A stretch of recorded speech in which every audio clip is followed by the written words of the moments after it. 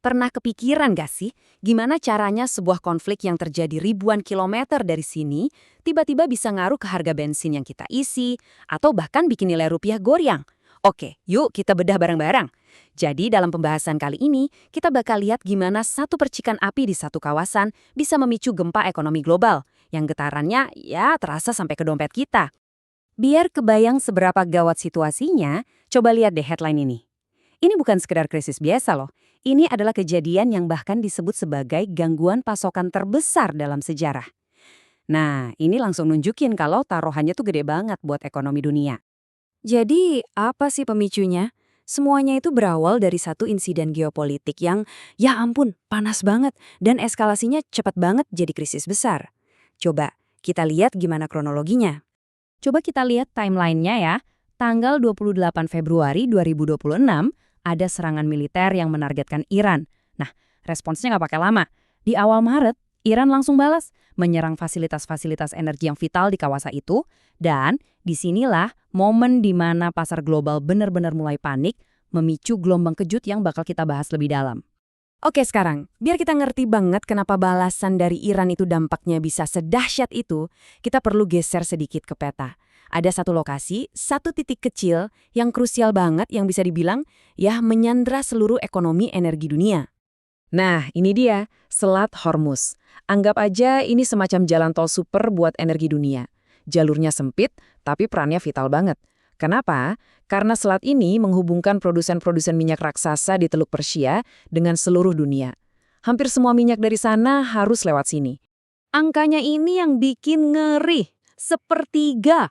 Coba bayangin deh, sepertiga dari semua minyak yang diperdagangkan lewat laut di seluruh planet ini, itu lewat satu titik sempit tadi. Ini nunjukin betapa rapuhnya sistem energi global kita. Cuma karena satu lokasi, semuanya bisa berantakan. Jadi intinya gini, waktu Iran membalas dengan mengganggu lalu lintas di Selat Hormuz, itu udah bukan lagi masalah lokal. Itu sama aja kayak serangan langsung ke jantung sistem energi global. Dan dari situlah muncul reaksi berantai yang, wah dahsyat banget ke seluruh dunia. Begitu arteri utama ini mampet, efeknya langsung berasa dan parah. Dunia tiba-tiba dihadapkan sama kekurangan pasokan energi yang luar biasa besar dan pasar, ya seperti yang bisa kita duga, langsung panik. Dan boom, ini hasilnya. Harga minyak mentah langsung loncat, tembus $100 per barel. Ini bukan cuma angka di layar monitor ya. Ini adalah kenaikan biaya yang dirasakan semua orang. Dari perusahaan kargo raksasa sampai ya abang ojek di tikungan jalan. Biar lebih kebayang skalanya, Badan Energi Internasional sampai bikin perbandingan yang serius banget. Mereka bilang, krisis ini lebih parah dari guncangan minyak tahun 1973. Bahkan, lebih parah dari dampak perang di Ukraina. Ini nunjukin kalau gangguan pasokan kali ini benar-benar levelnya beda. Terus, lihat gimana respons dunia. Grafik ini nunjukin banget skala kepanikannya. IEE sampai harus ngelepasin 400 juta barel minyak dari cadangan darurat. Coba deh bandingin sama 60 juta barel yang dikeluarin pasca badai Katrina. Jauh banget kan? Ini adalah langkah darurat dengan skala yang belum pernah kita lihat sebelumnya. Oke, kita udah lihat gambaran besarnya, gambaran globalnya yang dramatis. Tapi pertanyaan paling pentingnya buat kita-kita di sini adalah, semua ini kan kejadiannya jauh banget di sana. Terus apa urusannya sama kita di Indonesia? Apa dampaknya buat kita? Dan ya, gelombang kejutnya beneran nyampe ke kita. Meskipun Indonesia nggak terlibat langsung di konfliknya, ekonomi kita yang udah terkoneksi sama dunia ya nggak mungkin kebal. Efeknya itu merembet lewat berbagai jalur. Nah, para ekonom di Indef udah nge-breakdown dampaknya nih. Pertama, rupiah kena tekanan berat. Kenapa?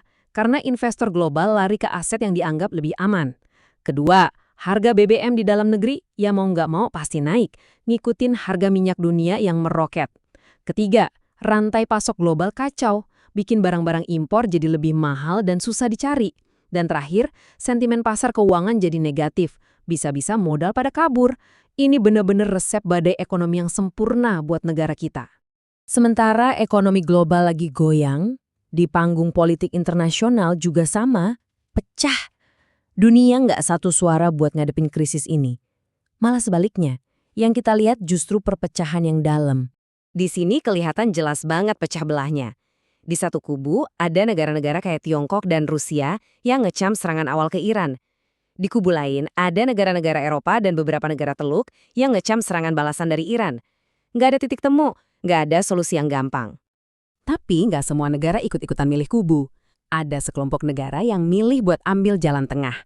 Mereka menolak memihak dan malah mendorong supaya ketegangan ini diredam lewat dialog. Nah, disinilah posisi Indonesia. Ini dia posisi resmi Indonesia. Kata kuncinya ada dua, menyesalkan serangan bukan mengutuk, dan secara aktif menawarkan diri jadi mediator. Ini adalah sikap diplomasi yang tujuannya buat mendinginkan suasana, bukan malah manas-manasin. Jadi, pelajaran paling penting dari semua ini apa? Jelas banget. Di dunia yang sekarang udah saling nyambung ini, nggak ada lagi yang namanya konflik terisolasi. Satu guncangan di titik vital global, kayak Selat Hormuz, bakal ngirim gelombang ekonomi yang dirasain sama semua orang, dimanapun mereka tinggal. Dan ini ninggalin kita sama satu pertanyaan gede di akhir. Kalau satu konflik regional aja bisa punya dampak global secepat dan separah ini, apa konsep konflik yang bisa dibendung itu masih relevan? Atau jangan-jangan sekarang ini setiap percikan api kecil berpotensi membakar seluruh rumah kita bersama? Sesuatu untuk kita pikirkan bareng-bareng.